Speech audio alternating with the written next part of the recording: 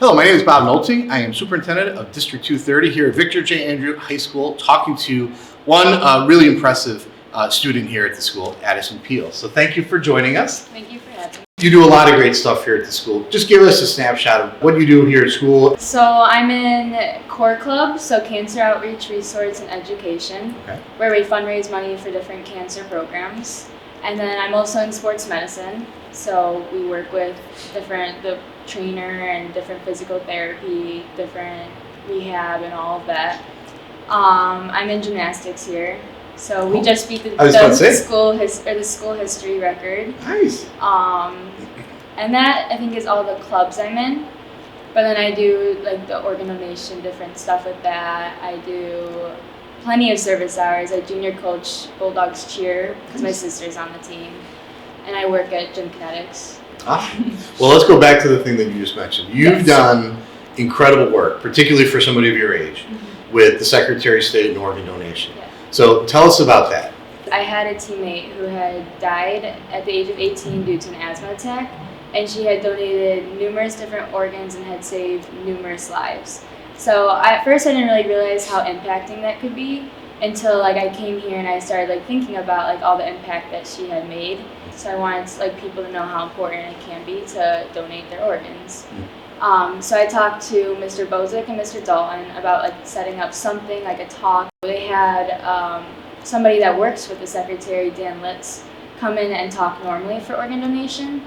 And they let me join in on them and tell my personal story and add on to it. And then he does different programs, which we just bring out the awareness of organ donation and how much it can impact different people. Okay. So you mentioned Mr. Bozich. That's the connection to the driver's ed curriculum, yes. Right? So you're working with some driver's ed classes. Yes. How does it feel talking about something that could be it's a very serious topic, yes. right? And you're talking to your peers.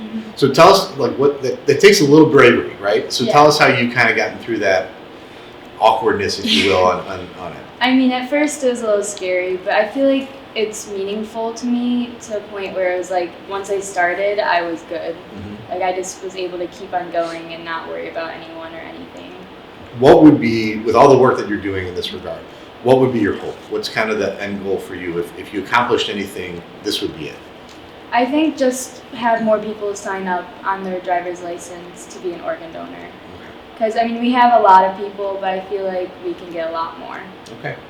I'm on that list, by the way, so I'm good for you. So, well, that's awesome. Does this work that you've been doing and some of the after-school stuff, which obviously you got some athletic stuff, but some cause-oriented things, Med Club working with the medical profession, poor.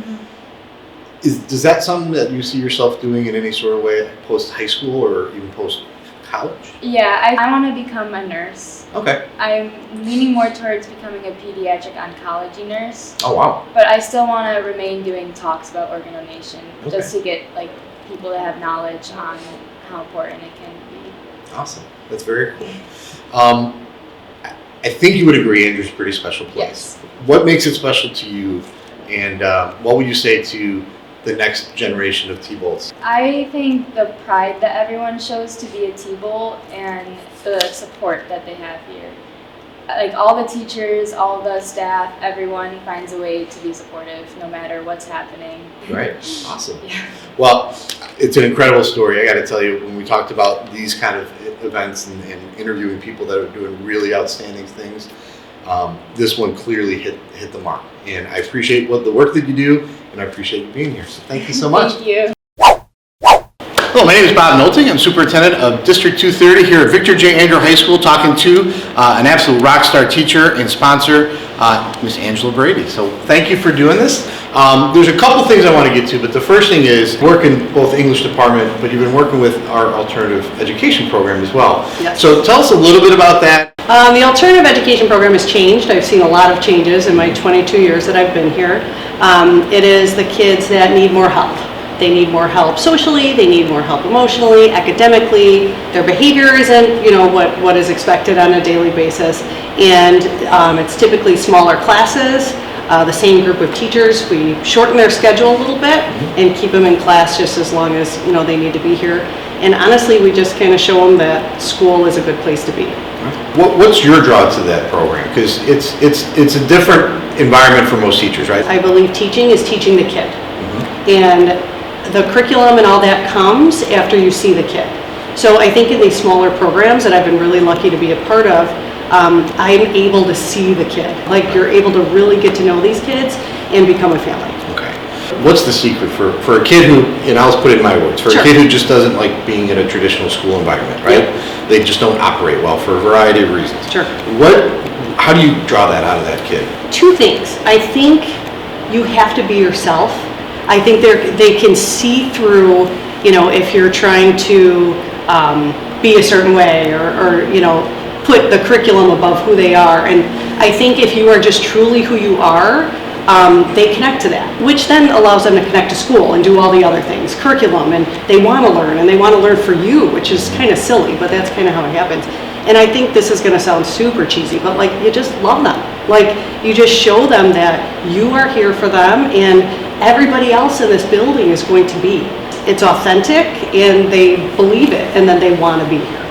Not always. No. Right. A lot. Yeah. Nothing's ever 100%, No, right? But if no. you get up into the 90, 95, which I think you have, Thank you. you should feel pretty good. So let's switch gears a little bit, because if my memory serves right, a bit ago you took a risk with some wacky principal and your colleague, Tina, Yeah. to start a pretty innovative class, Criminal Minds. Yeah. Tell us about what that course is. Criminal Minds it's a full year class for seniors. So they get 1 semester of psychology credit and 1 semester of senior English. And we look at the psychology of the worst people that you can think of and the best people you can think of. So we deal with the psychological perspectives, the brain, and then we look at things like serial killers and how they become who they are. And we look at people that run towards the danger rather than away from it. So people who are that we would call everyday heroes. It's a project-based class, so kids tend to really enjoy it. We have a crime scene that they love. And we have people from the community come in, we have detectives come in, we have, we've had you come in as an administrator, like talking about school safety, and, I think they get a lot of connections to the community, and feeling, and again, it's a way to be connected, even through a class that you wouldn't think, would be able to do that. It can't help but be a draw. It's interesting, it's unique, you let us do something crazy, and Tina and I were able to do it together, and we always work better together, so it's just a really cool thing to be a part of. Andrew's a special place, Yeah. and you're a special part of it. Thank you. Well, what makes it special to you? And I'm gonna sound cheesy, but these kids, I mean, they're awesome, and the staff, and admin, like it's such a unique place. I believe that the kids like the teachers, like the kids, like the admin, like everybody, it's a true community. And it always has been, and I think it gets better and better. I always, you hear people, cynical people say like, oh, when you tell them you're a teacher, like, oh, how do you deal with the kids? Like, how do you not? Like, they're amazing. So I think everyone is just so supportive of each other here, and it shows.